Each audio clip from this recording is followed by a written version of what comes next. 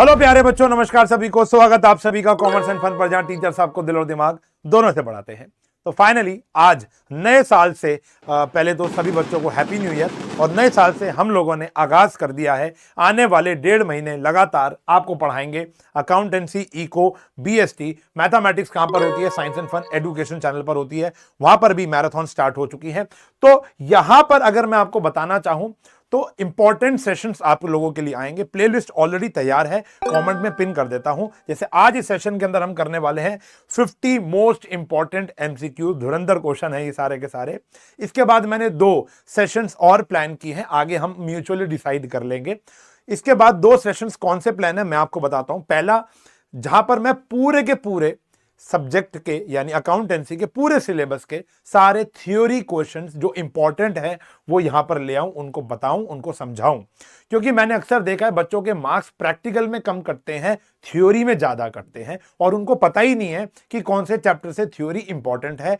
उनको तो यह लगता है बेचारों को कि प्रैक्टिकल चैप्टर से, जैसे फॉर एग्जांपल डेप्रिसिएशन वगैरह से थ्योरी नहीं बनती, जबकि ये गलत है। चलो, दूसरा एक और सेशन मैंने सोचा है, कंप्लीट बुक की सारी इंपॉर्टेंट एंट्रीज या एडजस्टमेंट्स या इंपॉर्टेंट जो लाइंस होती हैं वो मैं आपको यहां पर लाकर बताऊं कि जैसे जर्नल की इंपॉर्टेंट एंट्रीज क्या है, कैश बुक की इंपॉर्टेंट एंट्रीज क्या है, और फाइनल अकाउंट्स में इंपॉर्टेंट एडजस्टमेंट क्या है। पूरी की पूरी किताब की मैं यहां पर लेकर आऊं। तो वो आपको चुनना है कि कौन सा, देखो आएंगे ये दोनों, कौन सा पहले चाहिए जल्द से जल्द आप मुझे बता दो कमेंट सेक्शन के अंदर, कि ताकि मैं वो डिसीजन लेकर जल्दी से रिकॉर्डेड बना पाऊं।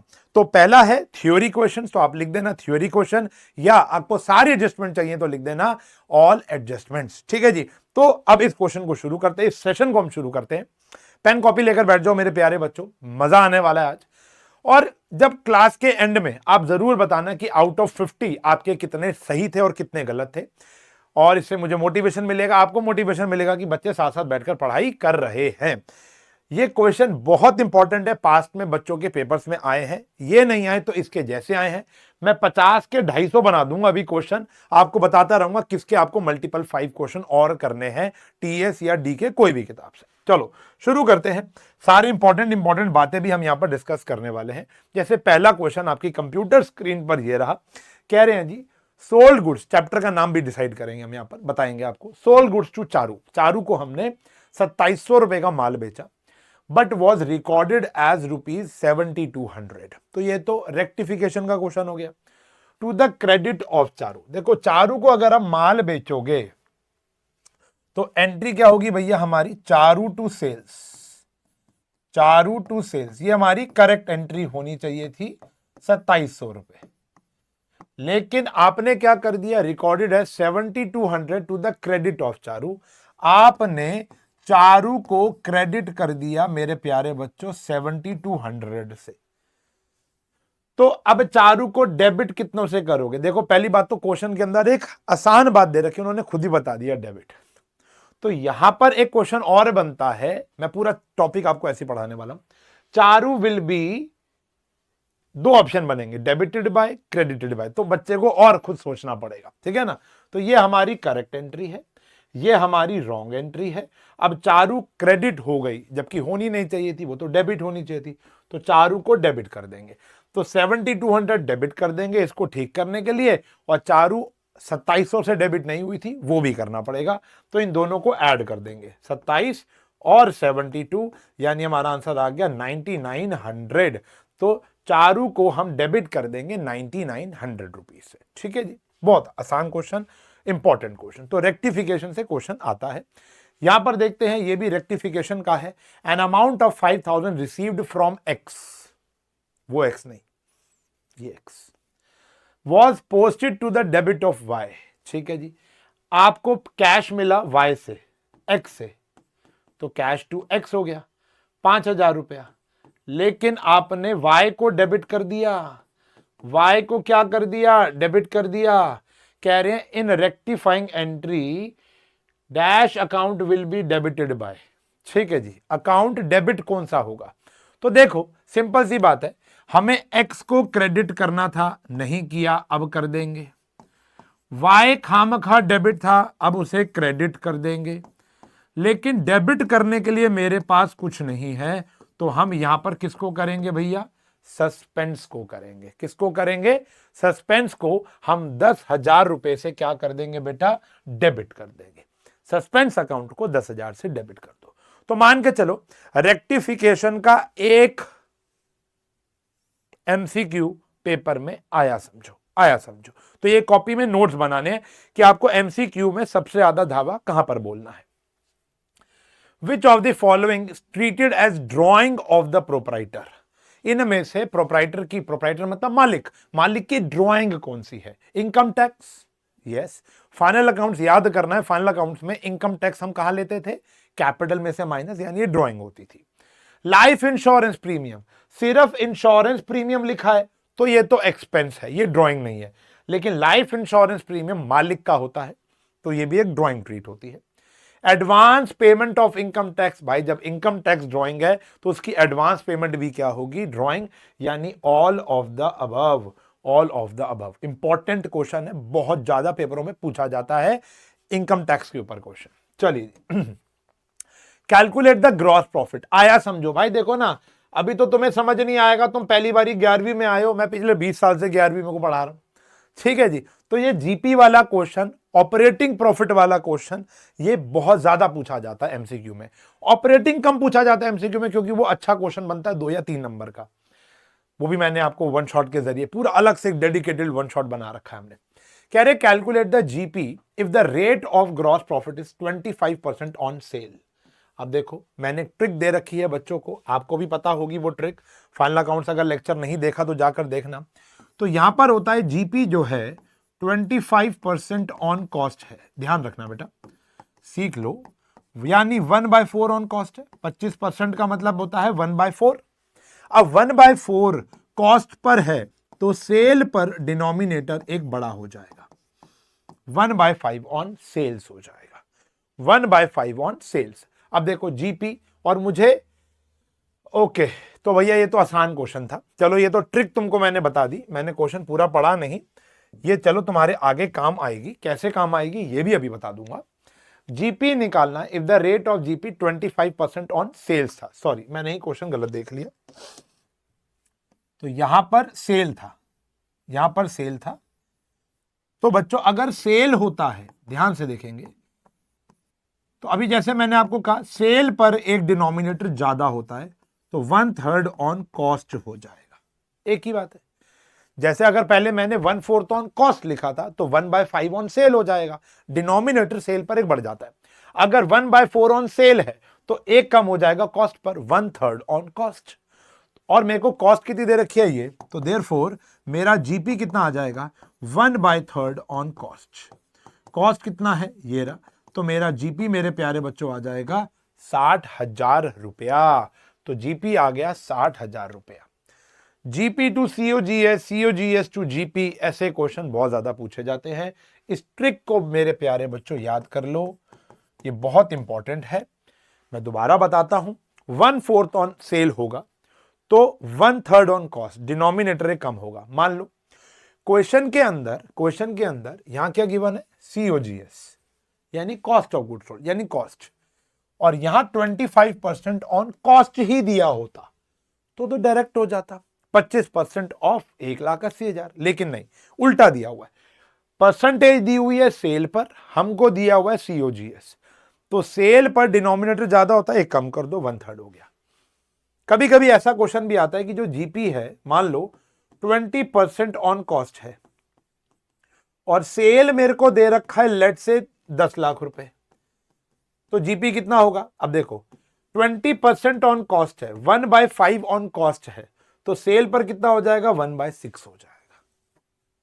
क्लियर है? याद रखोगे, भूलोगे तो नहीं, इंपॉर्टेंट है। अभी फिलहाल इसका आंसर ये है, आप इसका स्क्रीनशॉट ले लो, मैं हटा देता हूं कि ताकि मेरा मेन आंसर ही यहां पर दिखाई दे। बहुत ही बढ़िया, हाँ जी, तो ये वाला एक क्वेश्चन काफी इंपॉर्टेंट है। फिर आता है रेंट पेड, बहुत ही ब्यूटीफुल क्वेश्चन है, मैं तो कह रहा हूं बेहतरीन क्वेश्चन है। मैंने अपने पेड बैचेस में भी दिया था लास्ट ईयर, इस बार अभी दिया नहीं है, अभी दूंगा। जो बच्चा पेड बैचेस वाला देख रहा है तो उसके 1 नंबर तो पक्के हो गए। लास्ट ईयर दिया था ये क्वेश्चन मैंने उनको, और मेजॉरिटी ऑफलाइन और पेड बैच वाले बच्चों का ये गलत क्वेश्चन हुआ था, समझ नहीं पाए बेचारे। मैं आपको समझाता हूं ये क्वेश्चन। चलो पहले आप ट्राई करना, हाँ मतलब आप पहले इसको क्या कहते हैं उसको पॉज करके टाइप करना जरूर, ठीक है जी। पहली बात तो ये नहीं है, मैं आपको बता दूं। हाँ अब 2400 से करना, मुझे याद है ये क्वेश्चन। कह रहे हैं rent paid on 1 October 2021 for 1 year up to 30 September 2022। 1 अक्टूबर से 2021 से हमने 2022 तक का रेंट पे किया है। देखो 1 अक्टूबर 2021 से 30 सितंबर 2022 तक का हमने रेंट पे किया है। कितना भैया? 2400। और फिर हमने 1 अक्टूबर 2022 से 30 सितंबर 2023 तक 3200 किराया भरा है। फिर 1 अक्टूबर 2022 से 30 सितंबर 2023 तक में आपने 3200 भरा है। सही है जी। निकालना क्या है आपको? Rent shown in the PNL account. एक कॉन्सेप्ट होता है जिसको बोलते हैं मैचिंग प्रिंसिपल। हम 2022 तक का बना रहे हैं, यानी 1 जनवरी 1 जनवरी से 31 दिसंबर 2022 जो हमारे अकाउंट्स क्लोज हो रहे हैं वो 31 दिसंबर को हो रहे हैं। कैलेंडर ईयर फॉलो हो रहा है।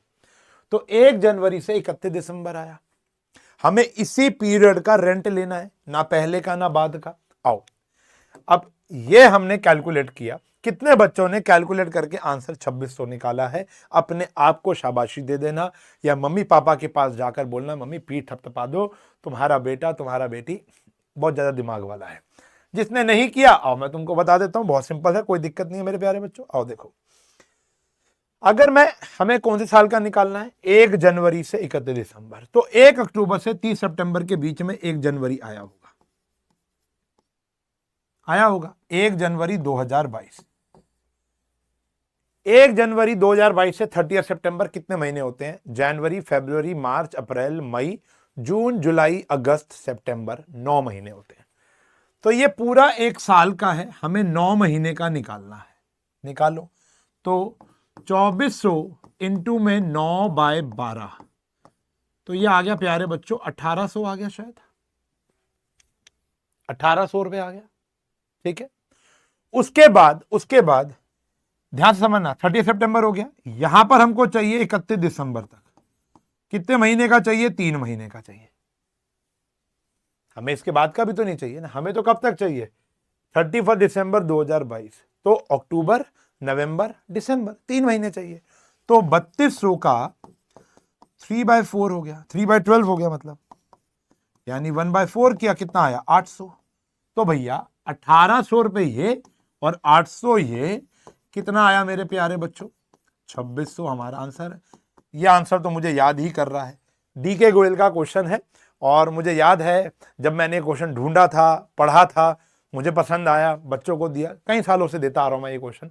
तो ये काफी इंपॉर्टेंट क्वेश्चन रहता है और ऐसे और भी क्वेश्चन आप कर सकते हो, डीके गोयल में आपको मिल जाएंगे। ठीक है ना? चलो, तो कहानी इंपॉर्टेंट थी, दोबारा समझा देता हूं कि हमने यहां पर जो पूरे साल का पे किया, हमें सिर्फ 9 महीने का चाहिए, जो कि जिस पीरियड का मुझे निकालना है वो 9 महीने ही कंसिडर हो रहा है। 1 जनवरी 2022 से लेकर 30 सितंबर 2022, 9 महीने, और फिर 1 अक्टूबर से 31 दिसंबर यहां पर आ गया।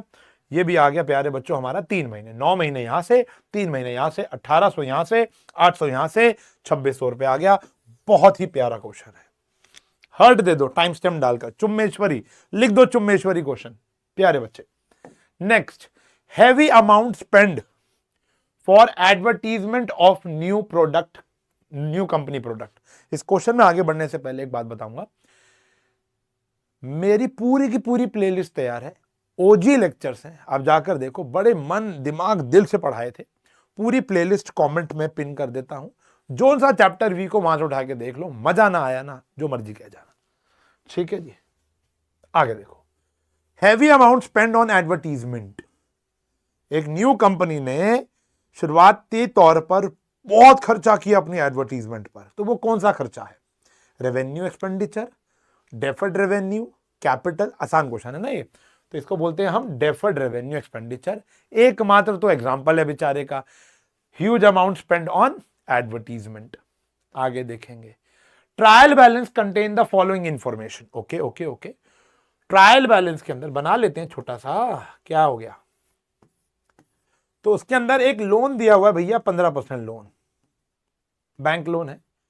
लोन है तो लाइबिलिटी साइड होगा, ऑब्वियसली बात है, क्रेडिट साइड होगा 40,000, और इंटरेस्ट आपने अभी तक जो पे किया है वो कितना पे किया है, 45। जिस बच्चे को ये चैप्टर आता है तो उसको बता दूं, हिडन एडजस्टमेंट कहते हैं इसको। क्या कहते हैं, हिडन, नीचे कुछ भी नहीं है।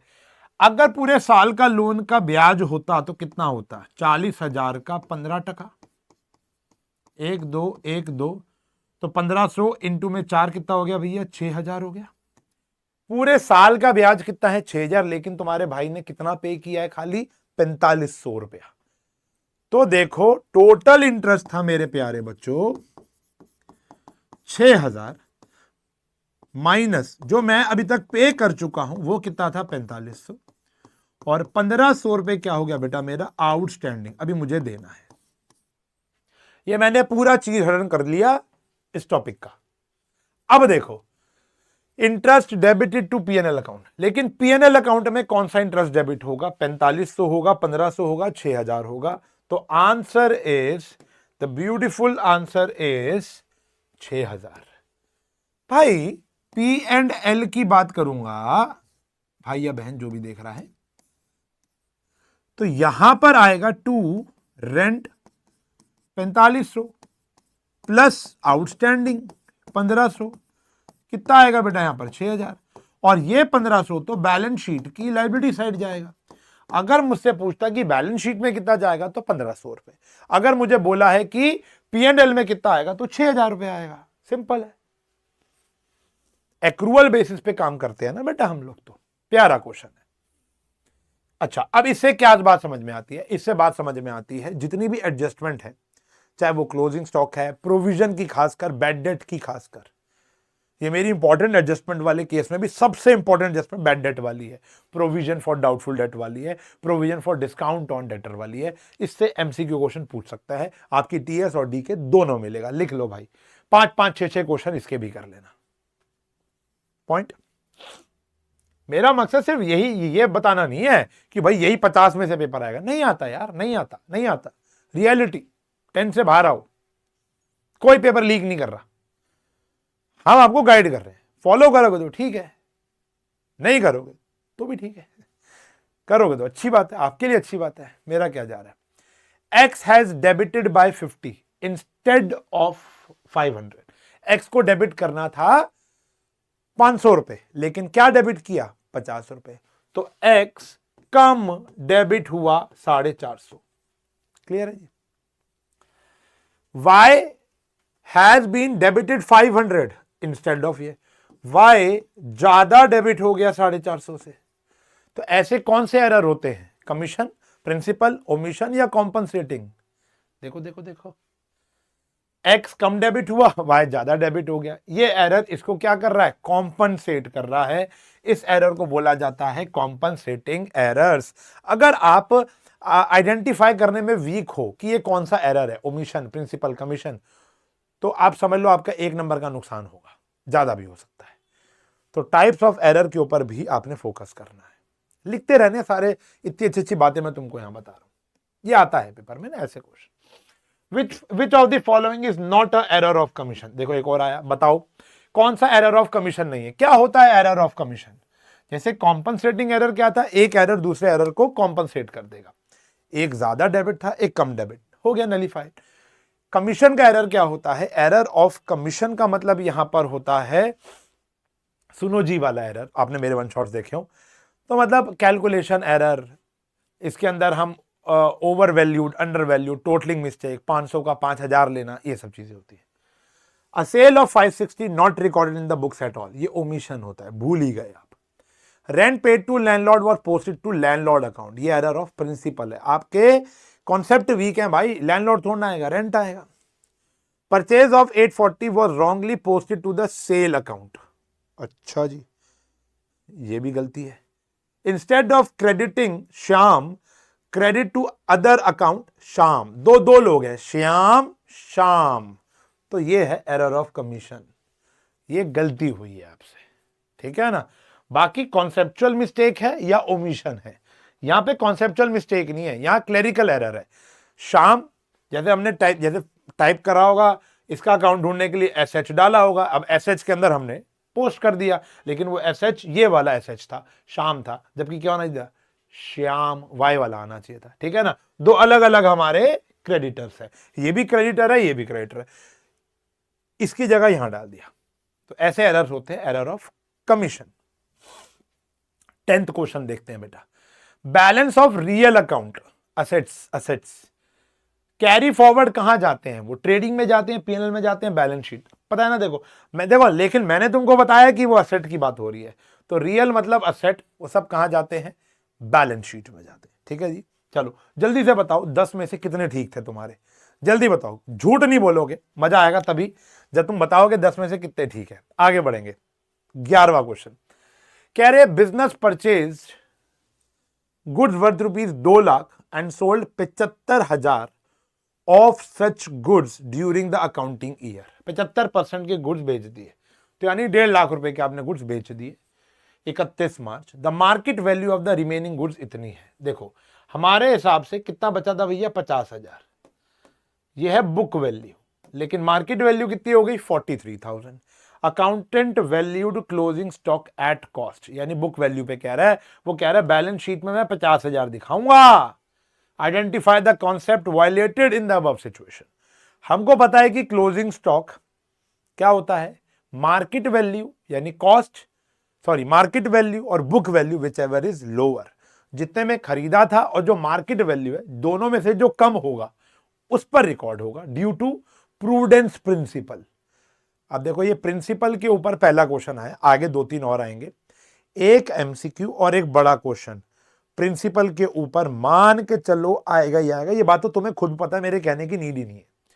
एक गलती दी होगी, आइडेंटिफाई करना होगा उस गलती को कि वो कौन सा प्रिंसिपल की बात हो रही है, या कौन सा प्रिंसिपल या जो हमारे कन्वेंशंस होते हैं वो कौन से वायलेट हो रहे हैं, एजम्पशंस भी हो सकती हैं। तो यहां पर कौन सा आ रहा है, कंजर्वेटिज्म यानी प्रूडेंस, इसका दूसरा नाम क्या होता है, प्रूडेंस। तो ये वाला जो एग्जांपल है कि क्लोजिंग स्टॉक और closing stock will be recorded at book value और market value whichever is lower, ये बात आपके प्रूडेंस के डेफिनेशन में एग्जांपल के रूप में लिखी हुई है। ठीक है ना, चलो consider the following points with the respect of the step of accounting. Chapter number 1 आ गया जी, स्टेप्स ऑफ अकाउंटिंग। अब बच्चा कहते थे स्टेप नंबर, जो चलो अब इसको बताता हूं कि चैप्टर 1 की थ्योरी में से क्या आएगा, लिमिटेशन आएंगी। देखो वो सारी चीजें ना यूटी मिड टर्म तक तो पूरी पूछी जा रही थी, right any 4 limitation, difference between book keeping and accounting, वो फाइनल पर आती है, चांसेस थोड़े कम हो जाते हैं, वो आपसे MCQ, असर्शन, रीजनिंग, इन सब से पूछना शुरू करता है। Consider the following point with respect to the step of the accounting. Identification of business transaction, ठीक है जी, सबसे पहला स्टेप होता है। रिकॉर्डिंग करना, ठीक है जी। कन्वर्जन इनटू मनी टर्म्स, फिर रिकॉर्डिंग होता है। Posting to the ledger, classification होता है। Paying salary to the accountant, अरे ये क्या है, paying salary to the accountant is not a process ना, तो 1 2 3 ओनली, ये तीनों हमारे अकाउंटिंग प्रोसेस है। अकाउंटिंग प्रोसेस टिप्स पर होनी चाहिए। Identification of business transaction, converting into money terms, recording in journal, classifying in laser, उसके बाद क्या होता है हमारा summarising trading, P&L, balance sheet, और उसके बाद होता है एनालिसिस, इंटरप्रिटेशन एंड कम्युनिकेशन। ठीक है जी, ये याद होना चाहिए आपको। विच ऑफ द फॉलोइंग लिमिटेशन, जैसे बात कर रहा था लिमिटेशन थ्योरेटिकली पूछी जाती है। Limitation is one of the most important theoretical question of chapter 1, या पूरी अकाउंट में भी कह सकते हो। तो limitation is covered with the manipulation of accounting, इसको मैनिपुलेशन ऑफ अकाउंट्स कहते हैं। विंडो ड्रेसिंग याद होगा ना, तो उसको बोलते हैं विंडो ड्रेसिंग। देखो मैंने पूरा पढ़ा भी नहीं और पहले बता दिया, मैनिपुलेशन ऑफ अकाउंट मतलब अकाउंट्स में थोड़े से बायसनेस दिखा देना, हेर फेर कर देना, 10 की चीज 12 में लगा दी, तो उसको बोलते हैं विंडो ड्रेसिंग, जिससे हमारे अकाउंट्स खराब हो जाते हैं, करेक्ट पिक्चर डिस्प्ले नहीं करता है। Got it. आगे, mister Ram created provision for a certain type of contingency. क्या होती है कंटिंजेंसी, यानी आपदाएं, फ्यूचर में होने वाली आपदाओं के लिए उन्होंने कुछ सर्टेन टाइप्स ऑफ प्रोविजन बनाए थे, गुल्लक बनाई थी। That may happen in the near future but does not anticipate any future profit. 2 बार आया देखो अभी क्वेश्चन, उसने फ्यूचर में होने वाली आपदाओं के लिए तो गुल्लक बना दी, जैसे तुम्हारे पेरेंट्स ने फ्यूचर में होने वाली अनसर्टेनिटीज के लिए पैसे जोड़े हैं, लेकिन जो कल प्रॉफिट होना है वो आज खुशी नहीं मना रहे। ये अब तुम पढ़ाई क्यों कर रहे हो? फॉर एग्जाम्पल तुम में से कोई एक तो ऐसा होगा ना जिसके बाप दादाओं की अच्छी खासी जमीन होगी, जिसके पापा की अच्छी मिल चल रही है, फैक्ट्रीज चल रही है, बिजनेस बहुत अच्छा है, वेल एस्टैब्लिश्ड बिजनेस है, फैमिली है, पैसा पूसा बहुत ज़्यादा है, काम नहीं भी करोगे तो चलेगा। लेकिन तुम क्यों कर रहे हो? कि तुम इसीलिए तो पढ़ाई कर रहे हो कि तुम फ्यूचर में होने वाली आपदाओं से लड़ पाओ, पहला। और दूसरा, यू आर नॉट एंटिसिपेटिंग जो फ्यूचर में होने वाला प्रॉफिट है।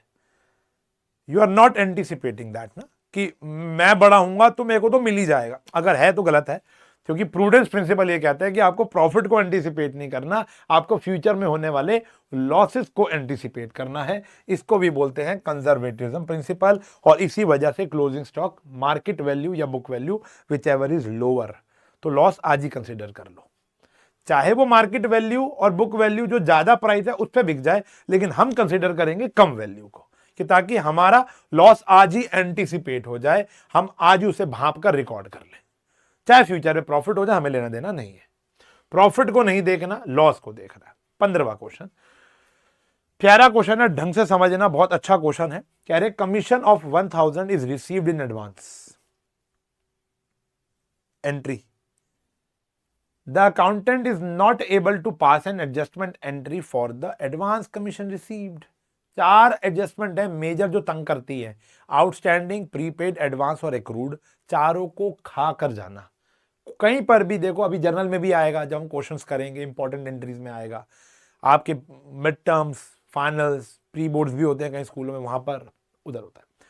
तो क्या होती है भैया एंट्री? एडजस्टमेंट वाली, एडवांस वाली। एडवांस कमीशन क्या है? Commission received in advance is my liability, is my liability, तो क्रेडिट होती है। तो debit commission account to credit commission received in advance. बिल्कुल सही है जी, commission to commission received in advance, सही है जी।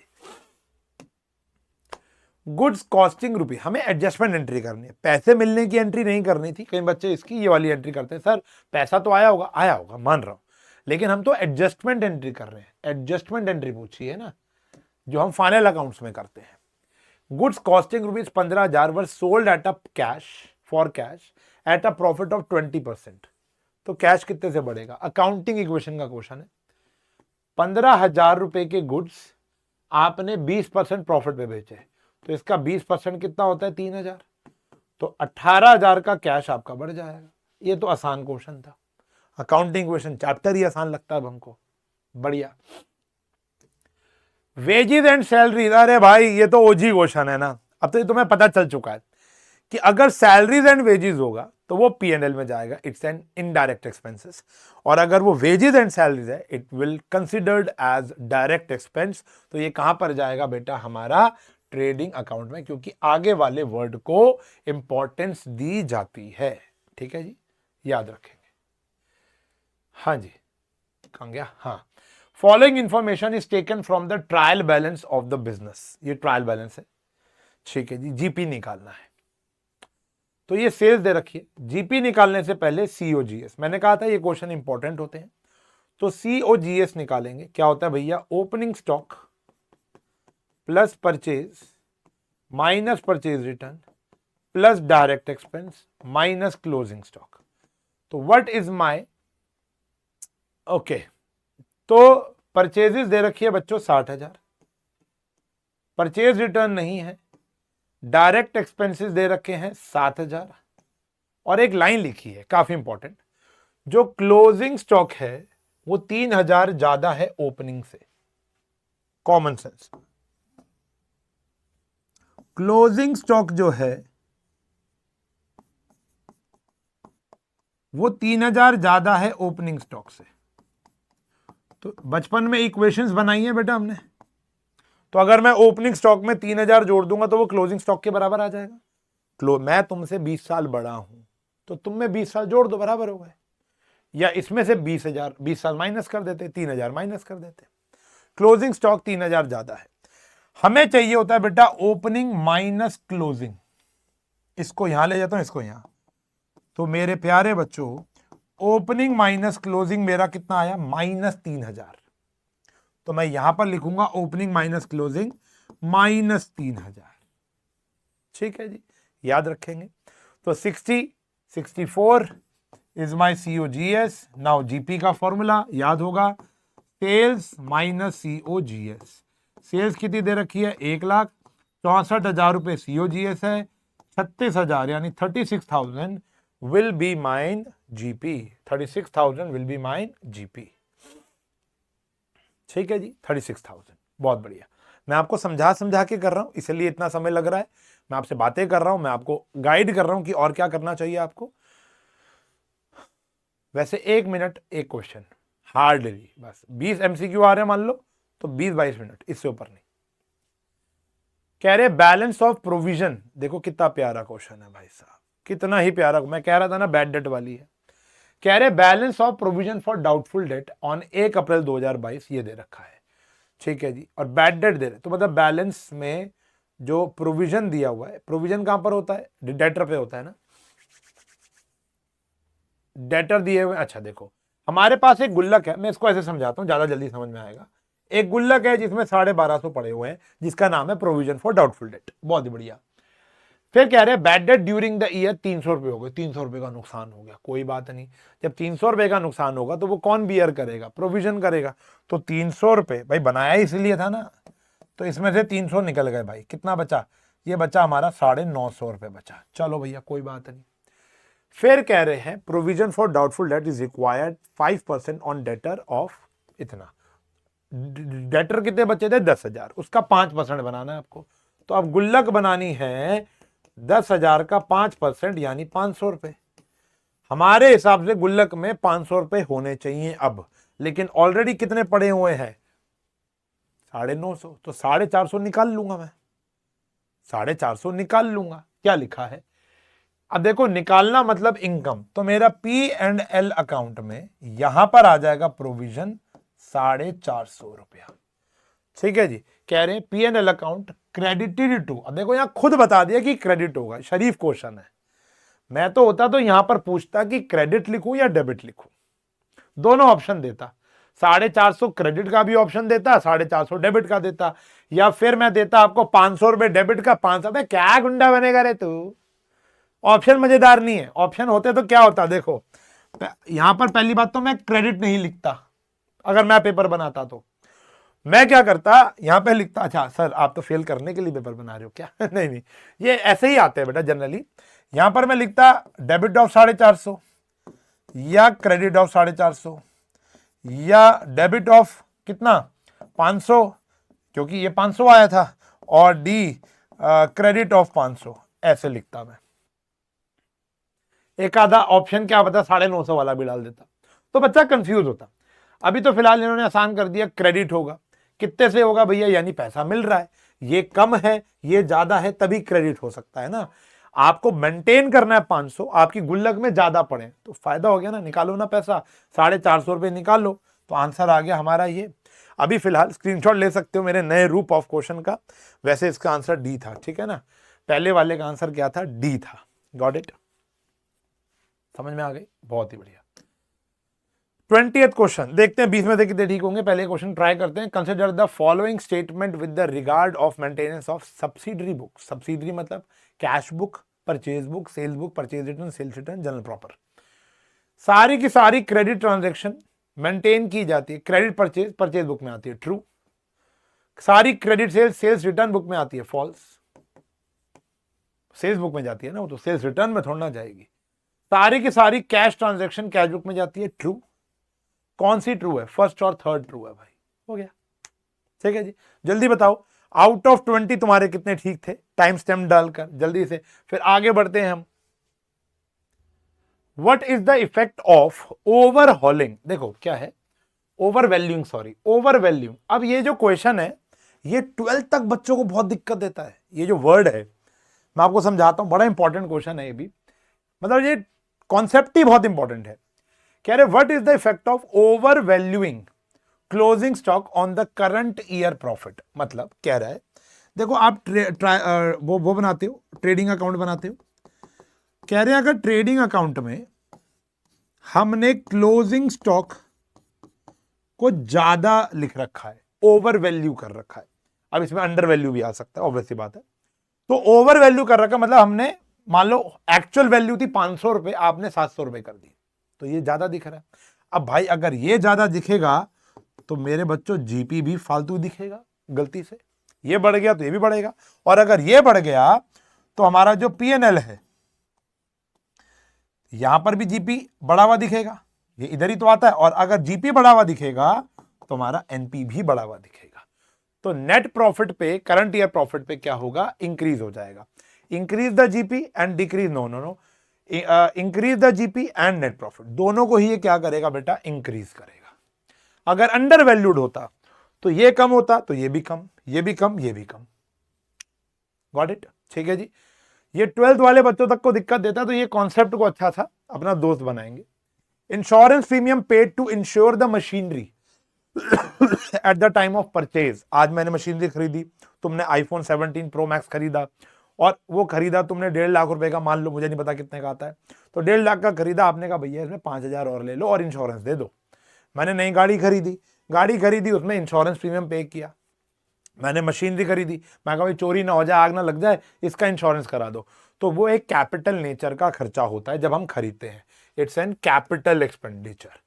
लेकिन उसके बाद जब आप हर महीने या हर साल, मान लो 1 साल तक तो कुछ नहीं देना, उसके बाद दोगे तो वो रेवेन्यू नेचर का खर्चा होता है। ठीक है ना? विच of the following source document is used for depositing cash? Voucher का क्वेश्चन है। जब हम बैंक में कैश या चेक जमा कराने जा रहे होते हैं तो कौन सा डॉक्यूमेंट भरते हैं? तो उसको बोलते हैं बेटा पे इन स्लिप। क्या बोलते हैं?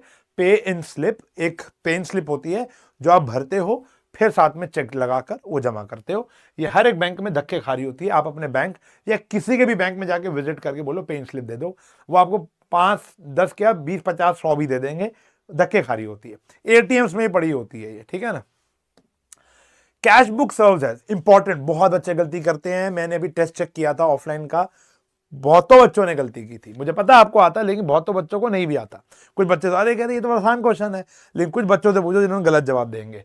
कुछ बच्चे जवाब देंगे कैश बुक सर्व्स एट, क्या सर्व करता है? उनको लगता है ये लेजर है। नहीं, ये जर्नल भी है, ये लेजर भी है, ये दोनों है मेरे प्यारे बच्चों।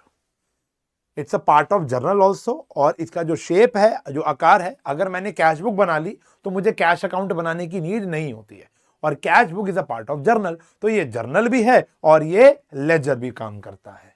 बड़ा इंपॉर्टेंट क्वेश्चन है, छोटू सा। Bad debt return of, bad debt right of हो गए, कहां रिकॉर्ड करोगे? अदर बुक्स का क्वेश्चन है। सेल बुक में, कैश बुक में, जर्नल प्रॉपर या कहां पर? तो आंसर इज जर्नल प्रॉपर। तो बाइफिकेशंस आने चाहिए। इजी क्वेश्चन था ये तो। विच of the following affects only one account? बहुत बच्चे गलती करते हैं, उनको लगता है क्वेश्चन ही रॉन्ग है। सर हम तो डबल एंट्री सिस्टम पढ़ रहे हैं, ओनली वन अकाउंट कैसे हो सकता है? हो सकता है, देखो कैसे। Purchase of good for cash, entry बोलो, ट्रीटमेंट बोलो, फाइनल अकाउंट का क्वेश्चन है। अगर हम कैश से माल खरीद रहे हैं तो कैश भी कम होगा, माल बढ़ जाएगा। डेप्रीसिएशन, ये हमारा आंसर है। क्यों? डेप्रीसिएशन जो होता है वो हमारे सिर्फ असेट की वैल्यू कम करता है और कुछ भी नहीं करता। बता दो भैया। अब आप एंट्री की बात मत करो, आपने कभी भी हम बना सकते हैं लेकिन हम बनाते नहीं है डेप्रीसिएशन अकाउंट। हम सिर्फ फिक्स्ड असेट में, मान लो मशीनरी है, मशीनरी के क्रेडिट साइड में हम लोग क्या कर देते हैं, उसको लिख देते हैं डेप्रीसिएशन, कि ताकि हमारी मशीनरी की वैल्यू कम कर दे। तो आंसर इज डेप्रीसिएशन, जो हम चार्ज करते हैं। गुड सोल्ड ऑन क्रेडिट भी 2 अकाउंट अफेक्ट करेगा, डेटर से पैसे मिले वो भी 2 अकाउंट को अफेक्ट करेगा। ठीक है जी, कैश और डेटर, और सेल्स और कैश। ठीक है जी। चलो, अगर सेल्स और डेटर हो सकता है, माल बेचा है उधार पर। Increase in one asset accompanied by, किसको कंपनी दे रहा है? इंक्रीज, अगर एक असेट बढ़ता है तो क्या होगा? Decrease in another asset. हाँ, पॉसिबल है कि भैया एक असेट, मान लो फर्नीचर खरीद रहे हो कैश में, ये बढ़ गया, ये कम हो गया। इंक्रीज इन लायबिलिटी, हाँ उधार पर असेट खरीद लिया। इंक्रीज इन कैपिटल, क्या कैपिटल इंक्रीज हो सकता है? हाँ, कैपिटल इंक्रीज होता तो है। कब? अब जब हम प्रॉफिट पे माल बेचते हैं तो कैश बढ़ता है, कैपिटल भी बढ़ता है। तो answer is all of the above. किसी के साथ भी वो कंपनी हो जाएगा, किसी के साथ भी वो कंपनी हो जाएगा। इंक्रीज इन कैपिटल में एडिशनल कैपिटल देख लो, कैश आएगा और कैपिटल बढ़ जाएगी, कुछ भी देख लो भाई, बहुत सारे हैं। तो सबके साथ इंक्रीज इन असेट जा सकता है। फिर आता है 29, goods costing ₹20,000 sold at a profit of 20% on cost, trade discount है 10%, कैश डिस्काउंट है 10% is allowed, half the payment was received at the time of sale, amount of cash received at the time of sale. तो ठीक है, working note बनाना है मतलब खाली।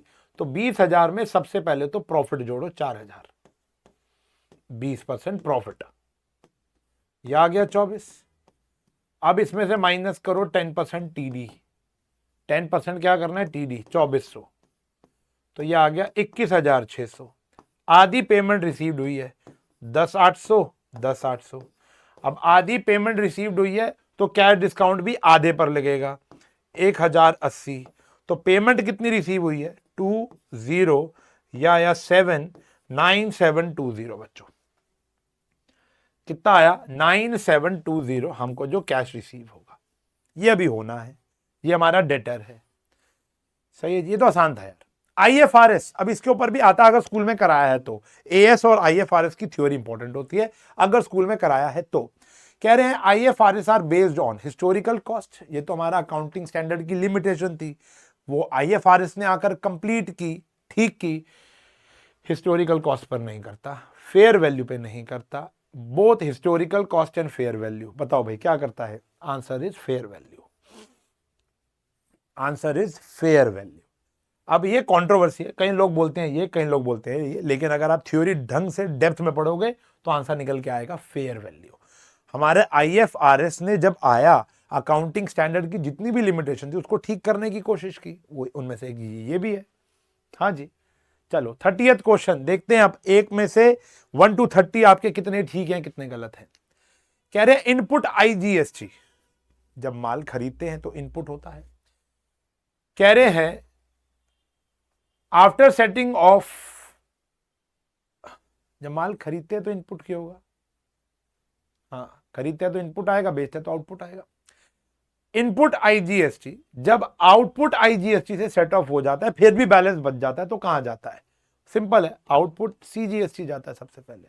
तो setting of के रूल्स, जो सेट ऑफ के रूल्स होते हैं ना, जो सेट ऑफ के रूल्स होते हैं वो आपको याद करना है, सेट ऑफ के रूल्स याद करना है। अरे भाई मक्खी पढ़ाने दे। हाँ जी, तो बताओ जल्दी से 1 से 30 तक में कितने ठीक है कितने गलत हैं, ये मक्खी परेशान कर रही है, जल्दी बताओ कमेंट सेक्शन में। नेक्स्ट क्वेश्चन यानी 31st क्वेश्चन जो है हमारा, वो कह रहा है इंटर स्टेट सेल। इंटर का मतलब क्या होता है, दिल्ली का डीलर मान लो हरियाणा के डीलर को माल बेचेगा तो क्या होगा, ठीक है ना, मतलब बाहर माल जा रहा है, इसको हम एक्सपोर्ट इंपोर्ट भी कहते हैं। तो अगर हम माल बेच रहे हैं तो ऑब्वियस सी बात है आउटपुट लगता है, और ये बाहर बेच रहे हैं तो आईजीएसटी लगेगा, ये नहीं, क्या आएगा आउटपुट आईजीएसटी आएगा, क्या आएगा आउटपुट आईजीएसटी। इसका थोड़ा सा आपको रूल्स याद कर लोगे तो ये भी हो जाएगा, ऑब्वियस सी बात है। कह रहे हैं Mohan's bank reconciliation statement shows a cheque deposit but not credited by the bank 3800 and cheque issued but not presented for supplier, इतना दे रखा है। His bank balance as per cash book दे रखा है। तो अगर आप लोगों ने एक चैप्टर मुझसे पढ़ा है तो आपको पता होगा, आधे चैप्टर में मैंने आपको कस्टमर बनाया था और आधे चैप्टर में बैंक मैनेजर बनाया था। तो ये आप देख लेना, मतलब कई लोग ऐसे ऐसे करते हैं, कई लोग बैंक मैनेजर और ये वाला तरीका करते हैं। बैंक मैनेजर वाला तरीका और ये वाला तरीका तो मेरा है, ठीक है ना। तो 25,000 बैलेंस चल रहा है कैश बुक के according, cheque deposit but not yet credited तो 3800 माइनस हो जाता है, और not presented for payment 3500 plus हो जाता है। तो हमारा आंसर आ जाएगा 24,700, हमारा आंसर आ जाएगा 24,700, ठीक है ना। आप अपने अपने तरीके से कर लेना, बीआरएस आता होगा तो डायरेक्ट क्वेश्चन था ये। कह रहे हैं good sold at a list price of 8,000, 10% trade discount है। तो 8,000 में से 10% टीडी काट लो 7,200, 2% कैश डिस्काउंट है, 25% received at the time of transaction only. तो आपको डिस्काउंट का अमाउंट बताना है, ठीक है जी। 25% का मतलब हो गया 7,200 का 1/4 ये हो गया 1,800 रुपए। अब इसका 2% वो लगेगा डिस्काउंट, तो इसका 2% होता है 72, नहीं इसका 2% हो गया 36 रुपए, ठीक है ना। तो ये वाला तो रिकॉर्ड ही नहीं होता, ये तो है ट्रेड डिस्काउंट, ये तो कभी भी रिकॉर्ड नहीं होगा। तो रिकॉर्ड क्या होगा, 36 रुपए डेबिट साइड आएगा। 36 रुपए क्या आएगा बेटा हमारा डेबिट साइड। डिस्काउंट क्या है, माल बेचा है ना बेटा आपने, माल बेचा है ना, तो डिस्काउंट तो अलाउ किया होगा आपने, तो वो लॉस है, आपका खर्चा है। क्रेडिट नोट क्या होता है, ये एक बच्चों का कंट्रोवर्सी है कि बच्चों को समझ ही नहीं आता कि डेबिट नोट क्या है, क्रेडिट नोट क्या है। वैसे तो मैंने लेक्चर्स के जरिए समझाने की कोशिश की है। जब भी आप किसी का अमाउंट फालतू डेबिट कर देते हो तो उसको कम करने के लिए क्रेडिट नोट बनता है। तो क्रेडिट नोट कब बनता है, when debit is given to the account. जब हम किसी को, देखो क्रेडिट नोट कब देंगे, जब हम किसी को क्रेडिट देना है। मतलब इसका मतलब क्या है, मैंने आपको अपने बुक्स के अंदर फालतू डेबिट कर दिया, तो मुझे अब आपको क्या देना है, क्रेडिट देना है, तो इसलिए मैं क्रेडिट नोट बनाऊंगा। मैंने आपको फालतू क्रेडिट कर रखा है, तो मुझे अब आपको डेबिट देना है, तो मैं आपको डेबिट नोट दूंगा। ये ध्यान रखना, डेबिट को कम करने के लिए क्रेडिट नोट बनता है, समझ रहे हो, और क्रेडिट को कम करने के लिए डेबिट नोट बनता है। Okay ji.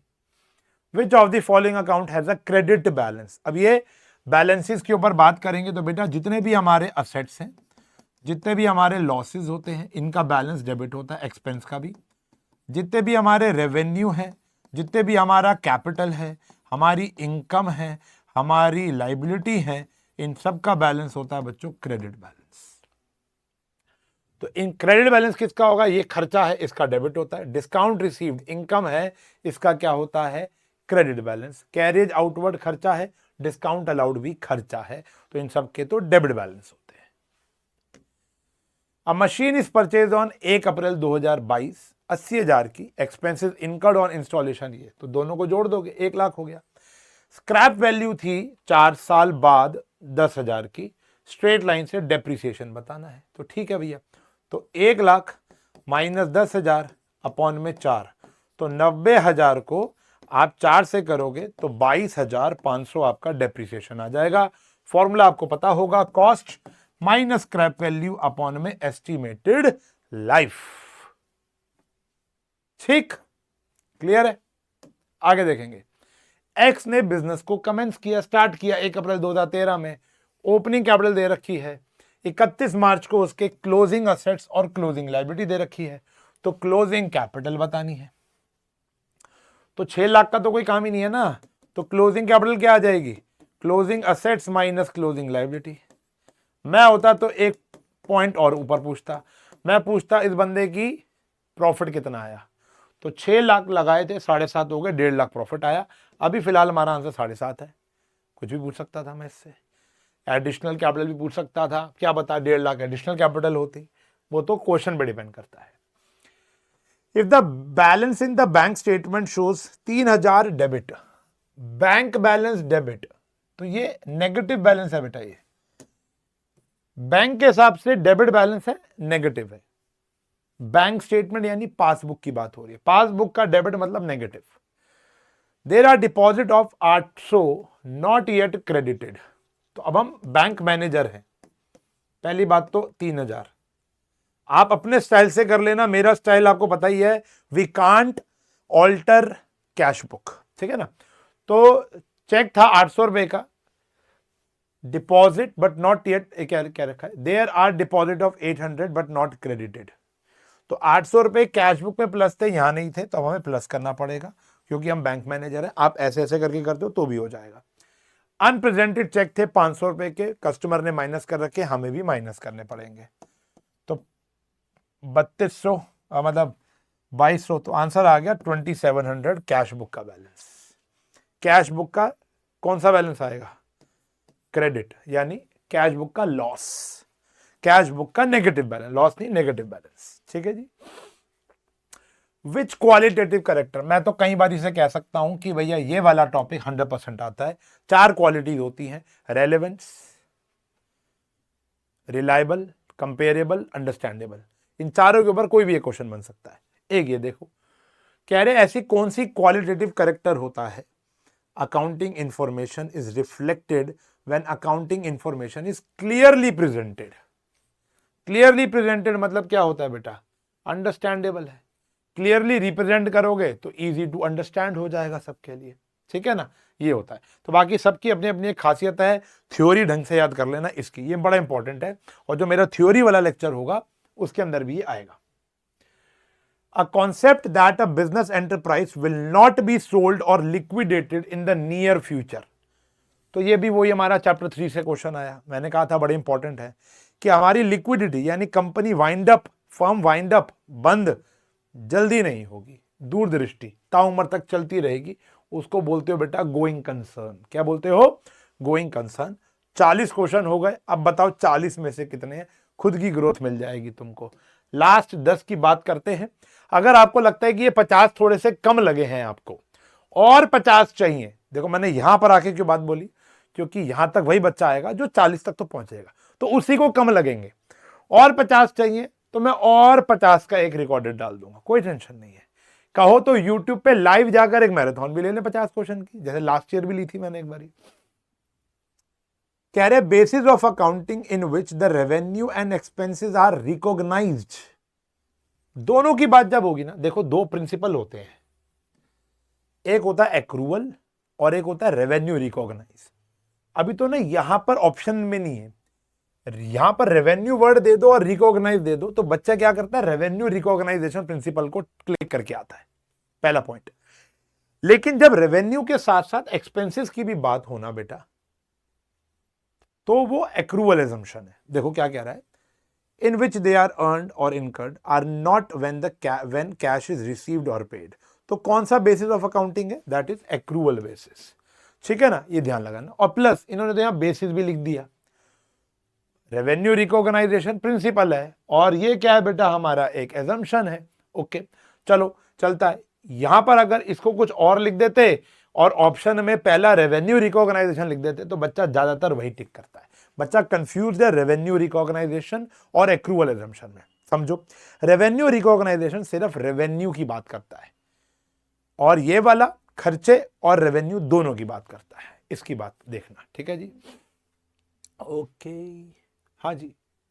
Depreciation account is closed at the end of the year by transfer to the, जो डेप्रिसिएशन का अकाउंट होता है वो जब क्लोज होता है तो पैसा कहां पर ट्रांसफर होता है? P&L अकाउंट में। हर साल के एंड में जो डेप्रिसिएशन का बैलेंस होता है वो राइट ऑफ करना होता है। वो क्या करना होता है? राइट ऑफ, ऐसे लिखते हैं, राइट ऑफ करना होता है। कहां पर बच्चों? Profit and loss account. तभी तो आप एडजस्टमेंट में लिखते हो ना, और प्रॉफिट एंड लॉस के डेबिट साइड आप क्या लिखते हो? डेप्रिसिएशन। यही तो कारण है उसका। Provision for bad and doubtful debt is created in anticipation of actual bad debt on the basis of, बात वही देखो यार, फिर वही आ गया, we have anticipated future losses। Provision क्या है? फ्यूचर में अगर कोई मेरा पैसे लेकर भाग गया तो मेरी ऑपरेटिंग साइकिल में ट्रबल नहीं होना चाहिए, इसके लिए मैं गुल्लक बना लेता हूं। कंजर्वेटिज्म 3 बार ही आया भाई यार, देखो।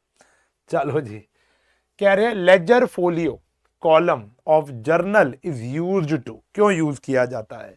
अपने आप में एक कॉन्सेप्ट है, कितने बारीकी से बनाया हुआ क्वेश्चन होगा। देखो, record the date on which the amount posted to the ledger. नहीं भाई, डेट तो डेट कॉलम में आता है। Record the number of ledger accounts to which the information is related. Yes, तो यहां पर page number, number of ledger. देखो क्या होता है, जब हम जर्नल बनाते हैं ना तो यहां पर एक कॉलम आता है LF, और जब मैं लेजर बनाता हूं तो यहां पर कॉलम आता है JF। तो यहां पर हम जिस पेज पे जाकर कर रहे हैं, जैसे एंट्री है जर्नल में राम टू कैश, तो राम के आगे राम का पेज नंबर आएगा मान लो 137, और कैश के आगे कैश का नंबर आएगा मान लो 23। तो कैश के 23वें पेज पर और राम के 137वें पेज पर जाकर मैंने उसको पोस्ट किया हुआ है, ठीक है जी। अकाउंट फोलियो कहते हैं ना, मतलब पेज नंबर की बात होती है। Record the number of ledger account to which the information is posted. सही है जी, इंपॉर्टेंट क्वेश्चन। लायबिलिटी डिक्रीज होती है 5000 से, कैपिटल इंक्रीज हो जाता है 2000 से, तो असेट का क्या होगा? अकाउंटिंग इक्वेशन देखो, लायबिलिटी 5000 से कम हो गई, लायबिलिटी 5000 से कम हो गई और कैपिटल 2000 से बढ़ गई। बराबर करने के लिए ये भी तो 3000 माइनस करना पड़ेगा, तभी तो ये बराबर आएगा। अकाउंटिंग इक्वेशन तो यहां पर आया डिक्रीज्ड बाय 3000। अक्सर बच्चे गलत करते हैं इस क्वेश्चन को, तभी तुमको बता रहा हूं मैं यहां पर। ठीक, 45 क्वेश्चन हो गए। टर्म अमोर्टाइजेशन, अमोर्टाइजेशन क्या होता है? एक होता है डेप्रीसिएशन, एक होता है अमोर्टाइजेशन, और एक क्या होता है? डिप्लीशन। तो डेप्रीसिएशन नॉन करंट असेट्स पर लगता है, टेंजिबल, इनटेंजिबल पर लगता है अमोर्टाइजेशन, और वेस्टिंग पर लगता है डिप्लीशन, थियोरिटिकल। ठीक है जी, वेस्टिंग पर क्या लगेगा? डिप्लीशन। जैसे माइनिंग होती है ना अभी, जैसे वो जो हमारी अरावली हिल्स के ऊपर बात हो रही है कि वहां पे माइनिंग शुरू हो जाएगी, तो वो डिप्लीट होता जाएगा, और लोग इसलिए हम लोग चिंतित भी हैं। ठीक है ना, डिप्लीशन। ठीक है जी। फिक्स्ड एसेट पे क्या लगता है? डेप्रीसिएशन, डेप्रीसिएशन, इस पे भी और इस पे भी। तुम्हारा आंसर बी ऑप्शन है। कह रहे ललित 20,000 रुपए मुझे उससे लेने थे, वो इंसॉल्वेंट हो गया, 70 पैसा इन अ रुपीज रिसीव्ड, तो खाली 14,000 रुपए देगा, 6,000 मेरा क्या हो गया? Bad debt. 6,000 क्या हो गया बच्चों? मुझे बैड डेट। सिर्फ 70 पैसा इन अ रुपी का मतलब होता है 70%। ये तो हमारी बहुत इंपॉर्टेंट जर्नल एंट्री भी है, पता है ना आपको। Under the accrual basis of accounting, expenses are recorded on payment, जब पेमेंट आएगी तभी रिकॉर्ड करूं। ऑन बीइंग इनकर्ड, यस, जब पैदा हो जाएंगे तब कर दो, चाहे पेमेंट आई चाहे नहीं आई, आपको रिकॉर्ड कर लेने हैं खर्चे, तभी तो आउटस्टैंडिंग और प्रीपेड का जन्म हुआ। ठीक है ना। विच of the following is correct? तो ये ऑपरेटिंग प्रॉफिट का फॉर्मूला है, आपको करेक्ट वाला ढूंढना है। ऑपरेटिंग प्रॉफिट होता है नेट प्रॉफिट में से नॉन ऑपरेटिंग खर्चे माइनस कर दो, और नॉन ऑपरेटिंग इनकम नो। ये उल्टी अप्रोच अगर बना रहे हैं तो नेट प्रॉफिट में नॉन ऑपरेटिंग खर्चे प्लस करने पड़ेंगे और नॉन ऑपरेटिंग इनकम माइनस करनी पड़ेगी, यहां प्लस आना चाहिए। तो ढूंढते हैं, नेट प्रॉफिट में नॉन ऑपरेटिंग खर्चे प्लस, माइनस होना चाहिए था नॉन ऑपरेटिंग इनकम, ये भी नहीं है, plus non operating expense minus non operating income, ये आ गया। तो कई अप्रोच है, फॉरवर्ड अप्रोच, बैकवर्ड अप्रोच। ये बैकवर्ड दे रखी है, पूरा का पूरा प्लेलिस्ट के अंदर आपको ऑपरेटिंग प्रॉफिट भी मिल जाएगा। इंपॉर्टेंट है, 100% 2 से लेकर 3 मार्क्स का क्वेश्चन आएगा, बड़ा क्वेश्चन आएगा। एमसीक्यूज में चांसेस कम होते हैं, लेकिन 2-3 नंबर का क्वेश्चन आता ही आता है, हर एक पेपर की कहानी है बेटा ये तो। And finally the last question of this session, अगर आपको और 50 चाहिए तो वो बताना, थ्योरी क्वेश्चन पहले चाहिए या ऑल वो वाले वो भी बता देना। ठीक है ना, फिलहाल ये कर लेते। Business received in the bank statement, closing balance दे रखा है ओवरड्रॉन, तो नेगेटिव बैलेंस है बेटा हमारा, प्लस माइनस 8500 रुपए नेगेटिव, बीआरएस का क्वेश्चन है। Found that there were unpresented cheque थे 2,000 रुपए के, अनप्रेजेंटेड चेक, तो बैंक स्टेटमेंट के हिसाब से था अनप्रेजेंटेड, कस्टमर ने माइनस कर रखा है, हमने नहीं किया तो माइनस कर देंगे। और अनक्रेडिटेड डिपॉजिट था, उसने प्लस कर रखा है, हमने कुछ नहीं कर रखा तो हम प्लस कर देंगे, तो 500 प्लस कर दो, बस 9,000 हमारा आंसर आ जाएगा। तो ये तो सिमिलर सही क्वेश्चन था। चलो जी, तो आपके 50 में से कितने ठीक थे फाइनली जल्दी से बता दो। अगर 45 के ऊपर तुम्हारे ठीक है तो अपने आप को शाबाशी दे देना, नहीं थोड़ी सी मेहनत करनी पड़ेगी मेरे प्यारे बच्चों। और अगला सेशन कौन सा चाहिए, अगर अभी तक आपने टाइप नहीं किया तो प्लीज कर देना। मिलूंगा अगले लेक्चर में, तब तक के लिए bye bye, take care, have a nice day.